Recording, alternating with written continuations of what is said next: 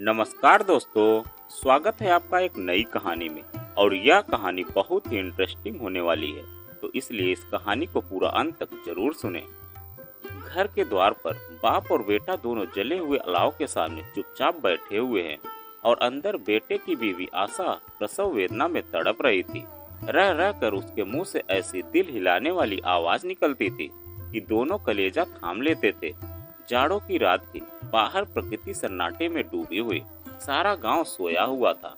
महेश ने कहा, जा देख तो आ, मालूम होता है बचेगी नहीं। देखकर क्या करूं? सुरेश चिढ़कर बोला, मरना है तो जल्दी मर क्यों नहीं जाती? तू बड़ा बेदर्द है बे। साल भर जिसके साथ सुख चैन से रहा, उसी के साथ इतना बेवफाई। तो मुझसे तो उसका तड़पना और उसका हाथ पैर पटकना नहीं देखा जाता। दोनों जंगल से लकड़ियां लाते थे। महेश पेड़ पर चढ़कर लकड़ियां तोड़ लाता और सुरेश बाजार में बेच लाता। जब तक वह पैसे रहते तो दोनों इधर उधर मारे मारे फिरते। गांव में काम की कमी नहीं थी। किसानों का गांव था, मेहनती आदमी के लिए 100 काम थे, मगर दलितों का कुनबा था और सारे गांव में बदनाम। महेश एक दिन काम करता तो 4 दिन आराम करता। सुरेश इतना कामचोर था कि आधे घंटे काम करता तो घंटे भर चिलम पीता। इसलिए उन्हें कहीं मजदूरी नहीं मिलती, घर में मुट्ठी भर अनाज भी मौजूद नहीं होता।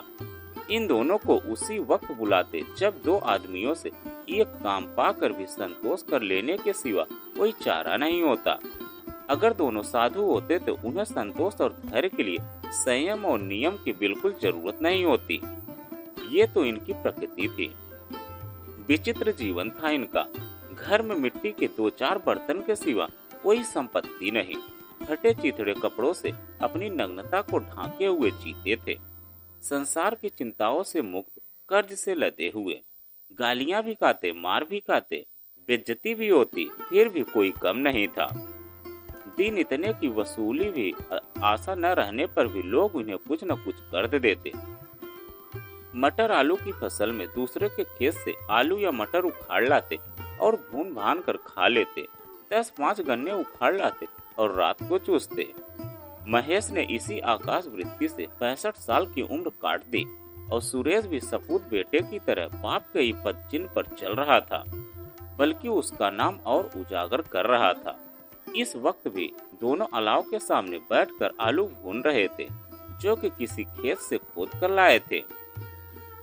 महेश की पत्नी का तो बहुत दिन पहले देहांत हो गया था। सुरेश का ब्याह पिछले साल हुआ था। जब से यह औरत आई थी, उसने इस खानदान की व्यवस्था की नींव डाली थी और इन दोनों बेगैरतों का पेट भरती रहती थी। जब से यह आई, यह दोनों आराम तलब हो गए थे, बल्कि अकड़ने भी लगे थे। कोई कार्य करने को बुलाता तो निर्ब्याज मजदूरी भाव से दुगनी मांगते। वही औरत आज प्रसव वेदना से मर रही थी। यह दोनों इसी इंतजार में थे कि वह मर जाए और हम आराम से सोएं। महेश ने आलू निकालकर छीलते हुए कहा, जाकर देख तो क्या दशा है उसकी। चुड़ैल का फिसाद होगा और क्या। यहाँ तो ओझा भी 1 रुपए मांगता है। सुरेश को भय था कि वह कोठरी में गया तो महेश आलू का बड़ा भाग साफ कर देगा, और वह बोला, मुझे यहाँ जाने से डर लगता है। डर किस बात का है, मैं तो यहाँ बैठा हूँ। तुम ही जाकर देखो ना। मेरी औरत जब मरी थी तो मैं 4 दिन तक उसके पास से हिला तक नहीं, और फिर मुझसे लजाएगी नहीं, जिसका कभी मुंह तक नहीं देखा। आज उसका उखड़ा हुआ बदन देखूं, उसे तन की सुध भी नहीं होगी। मुझे देख लेगी तो खुलकर हाथ पांव भी न पटक सकेगी। मैं सोचता हूँ कोई बाल बच्चा हुआ तो क्या होगा। सोठ गुड़ तेल कुछ भी तो नहीं है घर में। जो रुपए नहीं दे रहे हैं, वही कल बुलाकर रुपए देंगे। सब कुछ आ जाएगा, भगवान दे तो। मेरे 8 लड़के हुए हैं और घर में कभी कुछ नहीं था, मगर भगवान ने किसी न किसी तरह बेड़ा पार लगाया। जिस समाज में दिन रात मेहनत करने वालों की हालत, उनकी हालत कुछ अच्छी नहीं थी। और किसानों के मुकाबले में वह लोग जो किसानों की दुर्बलता से लाभ उठाना जानते थे, वह कहीं ज्यादा संपन्न थे। वहाँ इस तरह की मनोवृत्ति पैदा हो जाना कोई अचरज की बात नहीं थी। हम तो कहेंगे कि महेश किसानों से ज्यादा विचारवान था और किसानों के विचार शून्य में शामिल होने के बदले बैठकबाजों की कुस्ती मंडली में जा मिला। हाँ, उसमें यह शक्ति न थी कि बैठकबाजों के नियम और नीति का पालन करता, जहाँ इसलिए उसकी मंडली और गांव के मुखिया और सरगना बने हुए थे। उस पर सारा गांव उंगली उठाता था। फिर भी उसे यह तास्कीन तो थी कि अगर वह फटेहाल है तो कम से कम उसे किसानों की तरह जी तोड़ मेहनत नहीं करनी पड़ती, और उसकी सरलता और निरीहता से दूसरे लोग तो बेवजह फायदा नहीं उठाते। दोनों लोग आलू निकाल निकाल कर जलते जलते खाने लगे। कल से कुछ नहीं खाया था, इतना सब्र ना था कि ठंडा हो जाने दे। कई बार दोनों की मुंह जलने लगी। जाने पर आलू का बाहरी हिस्सा जवान हलक तालू जला देता था, और उस अंगारे को मुंह में रखने से ज्यादा खैरियत इसी में थी कि वह अंदर पहुंच जाए।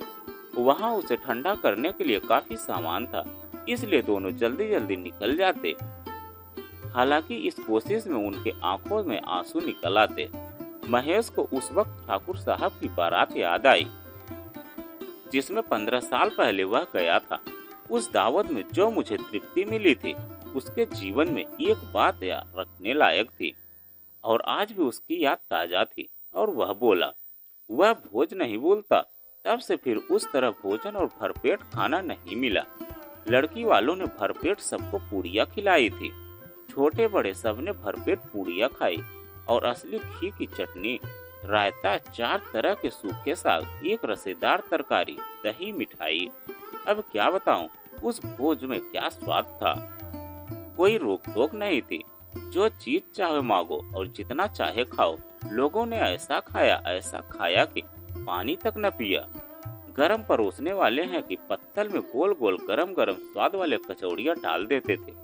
मना करते थे कि नहीं चाहिए, पत्तल पर हाथ रोके हुए, मगर वो है कि दिए जाते हैं। और जब सबने हाथ मुंह धो लिया तो पान इलायची भी मिली, मगर मुझे पान लेने की सुध कहाँ थी, बड़ा हुआ न जाता था। झटपट आकर कंबल में लेट गया। दरिया दिल था वह ठाकुर। सुरेश ने इन पदार्थों का मन ही मन मजा लेते हुए कहा, अब हमें ऐसा कोई भोज न खिलाता है, अब कोई खिलाएगा क्या। वह जमाना था, भला दूसरा। अब तो सबको किफायत सोचती है। शादी में मत खर्च करो, क्रिया कर्म में खर्च मत करो। पूछो, गरीबों का माल बटोर बटोर कर कहाँ रखोगे। बटोरने में कमी नहीं है, हाँ खर्च में किफायत सोचती है। तुमने 20-25 पूड़ियाँ खाई होगी, 25 से ज्यादा पूड़ियाँ खाई थी। अगर मैं होता तो 50 खा जाता, 50 से कम मैंने न खाई होगी। अच्छा पका था, तू तो मेरा आधा भी नहीं है। आलू खाकर दोनों ने पानी पिया, और दोनों वहीं अलाव के सामने अपनी धोतियां ओढ़कर पांव पेट में डालकर सो रहे, और आशा अभी तक करा रही थी। सवेरे सुरेश ने कोठरी में जाकर देखा तो उसकी स्त्री ठंडी हो चुकी थी। उसके मुंह पर मक्खियां भिनक रही थी। पथराई हुई आंखें ऊपर टंगी हुई हैं। सारी देह धूल से लथपथ हो गई थी। उसके पेट में बच्चा मर गया था। सुरेश भागा हुआ महेश के पास आया। फिर दोनों जोर जोर से हाय हाय करके और अपनी छाती पीटने लगे। पड़ोस वालों ने रोना धोना सुना तो दौड़े हुए आए और पुरानी मर्यादाओं के अनुसार इन अभागों को समझाने लगे। फिक्र थी, घर में तो पैसा इस तरह गायब था जैसे चील के घोंसले में मांस, मगर ज्यादा रोने पीटने का अवसर न था। कफन और लकड़ी के लिए बेटे रोते हुए जमींदार के पास गए। वह इस दोनों की सूरत से नफरत करते थे। कई बार ये दोनों उनके हाथे पीट भी चुके थे, चोरी करने के लिए और वायदे पर काम न आने के लिए। पूछा, क्या है बे महेशवा, रोता क्यों है? अब तू कहीं दिखलाई भी नहीं देता। मालूम होता है कि तू इस गांव में नहीं रहना चाहता है। महेश ने जमीन पर सिर रखकर आंखों में आंसू भरे हुए कहा, सरकार बड़ी विपत्ति में हूँ। सुरेश के घरवाली रात को गुजर गई है। रात भर तड़पती रही सरकार। हम दोनों उसके सिरहाने बैठे रहे। दवा दारू जो कुछ हो सका सब कुछ किया, मगर वो हमें दगा दे गई। अब कोई एक रोटी देने वाला भी नहीं रहा मालिक। तबाह हो गए हम, घर उजड़ गया। आपका गुलाम हूँ। अब आपके बिना कौन उस मिट्टी को पार लगाएगा? हमारे हाथ में जो कुछ था वह दवा दारू में उठ गया। सरकार की दया ही होगी तो उसकी मिट्टी उठेगी। आपके सिवा किसके द्वार पर जाऊं? जमींदार साहब दयालु थे, मगर महेश पर दया करना काले कंबल पर रंग चढ़ना था। जो जी में आया कह दे, दूर हो जाए यहाँ से, यो तो बुलाने से भी नहीं आता। आज जब गरज पड़ी तो खुशामद कर रहा है हरामखोर कहीं का। लेकिन ये क्रोध या दंड देने का अवसर नहीं था। मन में फूटते हुए 3 रुपए निकाल कर फेंक दिए, मगर सांत्वना एक के भी शब्द में मुंह से नहीं निकला। महेश उसकी तरफ ताका तक नहीं, जैसे सिर का बोझ उतारा हो। जब जमींदार साहब ने 3 रुपए दिए तो गांव के बनिए महाजनों को इनकार कैसे होता। महेश जमींदार के नाम के ढिढोरा पीटना भी जानता था। किसी ने 2 आने दिए तो किसी ने 4 आने दिए। 1 घंटे में महेश के पास 6 रुपए की अच्छी रकम जमा हो गई। कहीं से अनाज मिल गया तो कहीं से लकड़ी, और दोपहर को महेश और सुरेश बाजार जाकर कफन लाने चले। इधर लोग बांस काटने लगे। गांव के नर्म दिल स्त्रियां आकर लाश देखती थी और उसके बेकसी पर 2 बूंद गिराकर चली जाती थी। बाजार में पहुंचकर महेश बोला, लकड़ी तो उसे जलाने भर को मिल जाएगी, क्यों सुरेश? सुरेश बोला, हाँ लकड़ी तो बहुत है पर कफन चाहिए। महेश बोला, तो चलो कोई हल्का सा कफन ले ले। सुरेश बोला, हाँ और क्या, लाश उठाते उठाते रात हो जाएगी। रात को कफन कौन देखता है? कैसा बुरा रिवाज है कि जीते जी तन को ढकने के लिए चिथड़ा भी न मिले, उसे मरने के लिए नया कफन चाहिए। कफन लाश के साथ जल ही तो जाता है, और क्या रहता है? यही 6 रुपए मिलते तो दवा दारू कर लेते। दोनों एक दूसरे की मन की बात ताड़ रहे थे। बाजार में इधर उधर घूमते रहे, कभी इधर इसकी दुकान पर कभी उसकी दुकान पर। तरह तरह के कपड़े रेशमी और सूती देखे, मगर कुछ जचा नहीं। यहाँ तक कि शाम हो गई और कफन नहीं लिया। दोनों ने जाने किस देवी की प्रेरणा से एक मधुशाला के सामने पहुँचे और जैसे किसी पूर्व निश्चित व्यवस्था अंदर चले गए। वहाँ जरा देर तक दोनों असमंजस में खड़े रहे। फिर महेश ने गद्दी के सामने जाकर कहा, साहू जी 1 बोतल हमें भी देना। उसके बाद कुछ चखना आया, तली हुई मछली आई और बरामदे में बैठकर शांति पूर्वक पीने लगे। कई गिलास ताबड़तोड़ पीने के बाद दोनों सरूर में आ गए। महेश बोला, कफन लगाने से क्या मिलता है? आखिर जल ही तो जाता है, कुछ बहू के साथ तो न जाता। मैं जब आसमान की तरफ देखकर बोला, मानो देवताओं को अपनी निष्पापता का साक्षी बना रहा हो। दुनिया का दस्तूर है नहीं, लोग पंडितों को हजारों रुपए क्यों दे देते हैं? कौन देखता है परलोक में मिलता है या नहीं? बड़े आदमियों के पास धन है, वो फूके, हमारे पास फूकने को क्या है? लेकिन लोगों को जवाब क्या दोगे? लोग पूछेंगे नहीं कफन कहाँ है? महेश हंसते हुए बोला, अबे कह देंगे कि रुपए कमर में खिसक कर गिर गए, बहुत ढूंढा पर नहीं मिला। लोगों को विश्वास न आएगा, फिर वही रुपए दे देंगे। सुरेश भी हंसा इन अपेक्षित सौभाग्य पर और बोला, बड़ी अच्छी थी बेचारी, मरी भी तो खूब खिला पिला कर। आधी बोतल से ज्यादा उड़ गई। महेश ने तो पूरियां मंगाई, चटनी अचार कलेजियां। शराब खाने के सामने ही दुकान थी। सुरेश लपक कर 2 पतलों पर सारा सामान ले आया। पूरा 3 रुपया खर्च हो गया, सिर्फ थोड़े से पैसे बचे थे। दोनों इस वक्त इस स्थान में बैठे पूरियां खा रहे थे जैसे जंगल में शेर अपना शिकार उड़ा रहा हो। न जवाबदेही का खौफ, न बदनामी की फिक्र, इन सब भावनाओं को पहले ही जीत लिया था। महेश बोला, हमारी आत्मा प्रसन्न हो रही है तो क्या उसे पुण्य न होगा? सुरेश ने श्रद्धा से सिर झुकाकर बोला, जरूर से जरूर होगा। भगवान तुम अंतर्यामी हो, उसे बैकुंठ ले जाना। हम दोनों हृदय से आशीर्वाद दे रहे हैं। आज जो भोजन मिला है वह कभी उम्र भर न मिला था। एक पल के बाद सुरेश के मन में एक शंका जागी और वह बोला, क्यों दादा, हम लोग भी वहाँ एक न एक दिन जाएंगे ही। महेश ने इस भोले भाले का सवाल का उत्तर न दिया। वह परलोक के बात सोचकर इस आनंद में बाधा नहीं डालना चाहता था।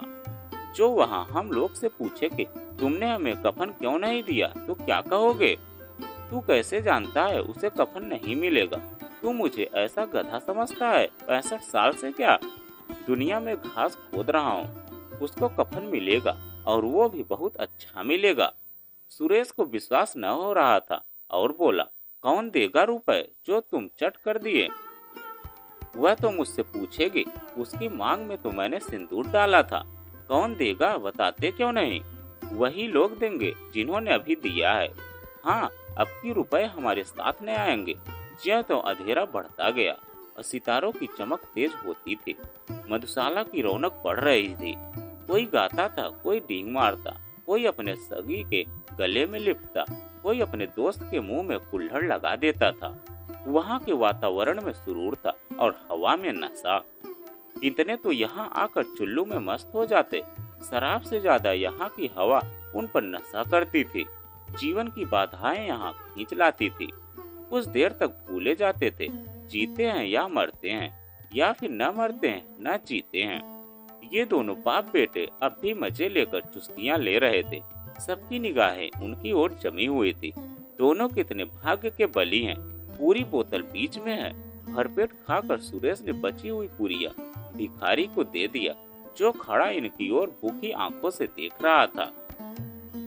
और देने की गौरव, आनंद, उल्लास का अपने जीवन में पहली बार अनुभव किया। और महेश ने कहा, ले जा, खूब खा और आशीर्वाद दे।